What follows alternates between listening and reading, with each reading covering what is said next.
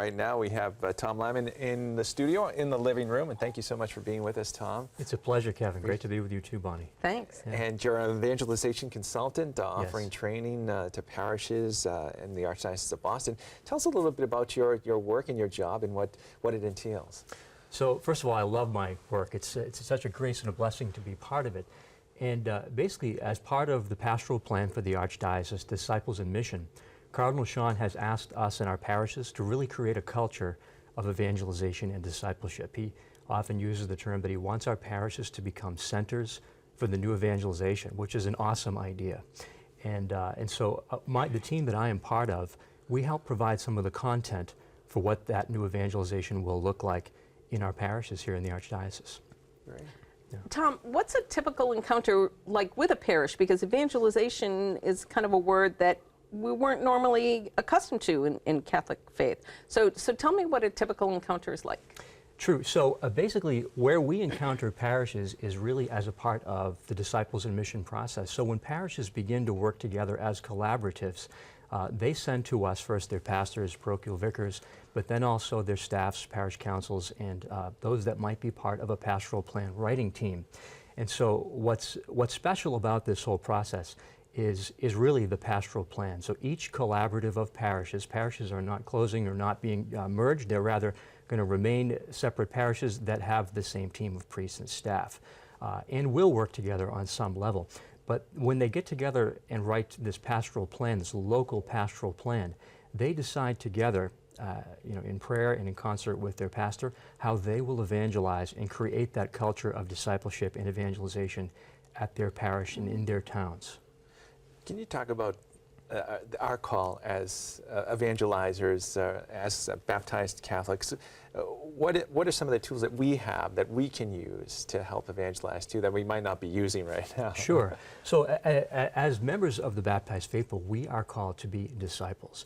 And that means that we're called to a life of ongoing conversion, seeking a life of holiness, making Christ the center of our lives, and then sharing what we have received. Because what we've received, it's too good to keep to ourselves, isn't it, And we want to share it. But so many of us today don't know, how do we share this? Well, how do we even begin talking about it? We think that others won't receive it or something. Well, we give people some effective tools that really are the time-tested tools of sharing the faith, which is, number one, how do we share the kerygma? That's the central message of the Christian faith, that God so loved the world that he didn't leave us alone to die in our sin and failure, but he so loved the world, he sent us his only beloved Son, that we might have abundant life.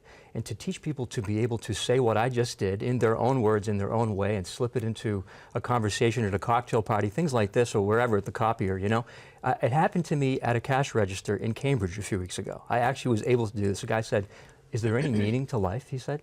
And I said, yes, there is. And I went on and I gave him a little version of the kerygma. So this can happen. We can do this. Okay, another way is to be able to share our 3-minute testimony of our faith. What has been our encounter with God? Where did we encounter God? How did we meet Jesus Christ, like Father Mark said at Mass today? Where do we do that, and how has it changed us? And how can we challenge and invite people into that same grace that we have received and spread what we've received? Not let it stay in, but take it out, So sharing the witness, but then also helping people on a parish level to identify what are the gateway moments when the members of our large extended Catholic family come back to us. When do we see people, and how should we evangelize at those moments? I'm thinking weddings, funerals, baptisms, Christmas and Easter, right? Think times like this when our big family comes back, but how do we reach them really on a deeper level? Yeah. It's clear that you're on fire with this. I It's love so this exciting stuff. to hear Yeah. to hear you talk about those really personal encounters that you've had and your ability to share that. Where can people find those tools to get on fire like you are? So if you want to learn more about our work, the work of the Evangelization Consulting Team, go to bostoncatholic.org/training and support, all one word, training and support. You can see the different topics that we speak on, plus a reading list and other helpful links. The good news is not only are our workshops, our Forming Disciples in Mission workshops, open to members of collaboratives, they're also open to anyone from the Archdiocese of Boston and beyond. You could be from Rhode Island, from New Hampshire, anywhere. You can come and learn how to do this for your parish. That's great. Yeah. Great. Thank Yeah. you. Thanks so much, Tom, Exciting. for being with us and sharing that. And we wish you all the best, too. It sounds like a wonderful job, wonderful experience to be able to go out and to evangelize It and is. teach others to evangelize as It is. well. Thanks so much.